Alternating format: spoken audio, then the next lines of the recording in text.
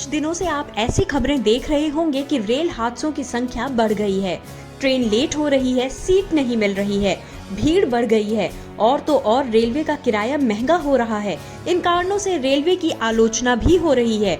लोग पूछ रहे हैं कि रेलवे कर क्या रहा है, आखिर बदलाव कब होंगे, इंडियन रेलवे को वर्ल्ड क्लास बनने में और कितना समय लगेगा। इन सवालों के बीच रेलवे ने अपने मेकओवर का नया प्लान पेश किया है।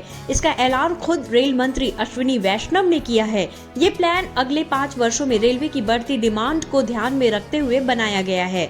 अगर इस प्लान के मुताबिक काम हो गया तो ट्रेन में सीट नहीं मिलने से लेकर इसके देर होने की समस्या तक दोनों खत्म हो जाएंगी।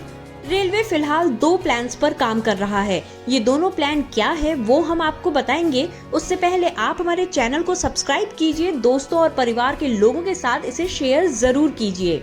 अब समझिए कि रेलवे का प्लान क्या है। पहले प्लान में ट्रेन की संख्या बढ़ाई जाएगी। इसके लिए 5 वर्ष के समय सीमा तय की गई है। दूसरे प्लान में रेलवे ट्रैक्स की संख्या बढ़ाई जाएगी। इसके लिए 10 वर्षों की समय सीमा तय की गई है।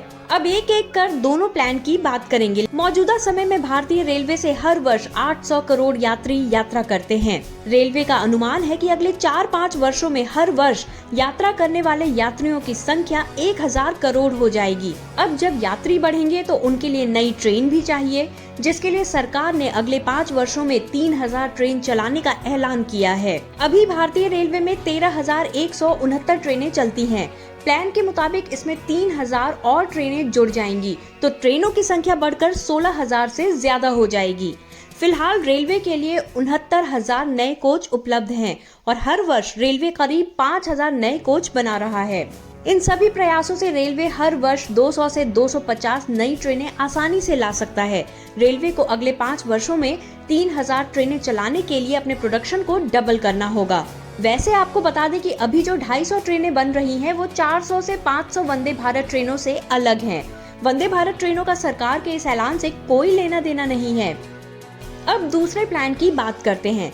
सरकार जब 3000 नई ट्रेनें चला रही है तो इसके लिए नई पटरियों की जरूरत होगी, जिसे देखते हुए रेलवे ने 7 नए रूटों पर मल्टी ट्रैक बनाने का प्लान बनाया है।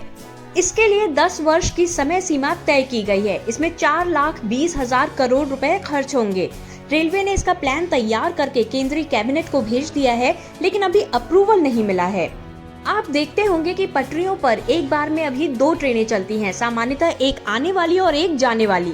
सरकार की कोशिश है कि 7 रूटों पर मल्टी ट्रैक्स हों, यानी 1-2 नहीं बल्कि एक ही रूट पर 5 से 6 रेलवे ट्रैक्स होंगे, जिससे कई ट्रेनें एक साथ चल सकती हैं। चीन और जापान जैसे देशों में ऐसा ही होता है।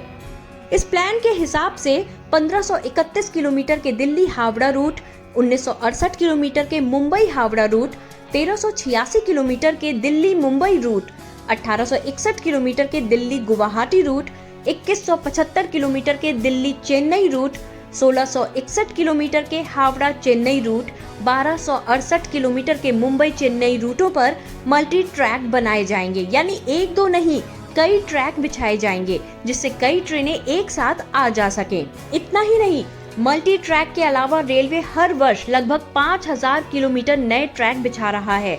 ये उन इलाकों में हो रहा है जहां अब तक रेल की पटरियां नहीं पहुंची थी। यानी रेलवे इस कोशिश में है कि ज्यादा पटरियों के जरिए रेलवे ट्रैक्स पर ट्रैफिक कम किया जा सके, जिससे ट्रेनों की स्पीड बढ़े। रेल मंत्री अश्विनी वैष्णव ने स्पीड बढ़ने के मामले में तो ये तक कहा है कि लंबे रूट की ट्रेनों की गति बढ़ाने और धीमी करने में लगने वाले समय को कम करना बहुत जरूरी है, क्योंकि निर्धारित स्टेशंस पर रुकने के अलावा ट्रेनों को मार्ग के कई मोड़ों पर गति कम करनी पड़ती है। वैसे ट्रेन की स्पीड को बढ़ाने के लिए सरकार ओवरब्रिज और अंडरपास के निर्माण को तेज करने की कोशिश में लगी है।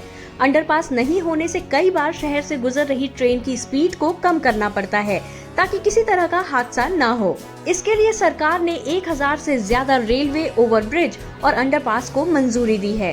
साल 2022-23 में 1002 फ्लाईओवर और अंडरपास का निर्माण किया गया था, जबकि इस वर्ष 1200 फ्लाईओवर और अंडरपास के निर्माण का टारगेट है। यानी पिछली बार से 20% ज्यादा। इस बात से इनकार नहीं किया जा सकता है कि भारतीय रेलवे अभी कई मामलों में चीन और जापान से बहुत पीछे है, लेकिन ये भी सच है कि रेलवे ने पिछले कुछ वर्षों में कई सुधार किए हैं। अगर रेलवे अपने फ्यूचर प्लान को सही से लागू कर पाया तो अगले 5 वर्षों में रेलवे मौजूदा भारतीय रेलवे से बिल्कुल अलग होगी, हाईटेक होगी, मॉडर्न होगी, स्पीड वाली होगी और जापान, चीन और यूरोप की टक्कर की होगी। कि हमारे चैनल को सब्सक्राइब करें, वीडियो को लाइक करें और शेयर करें और हाँ, कमेंट जरूर करें।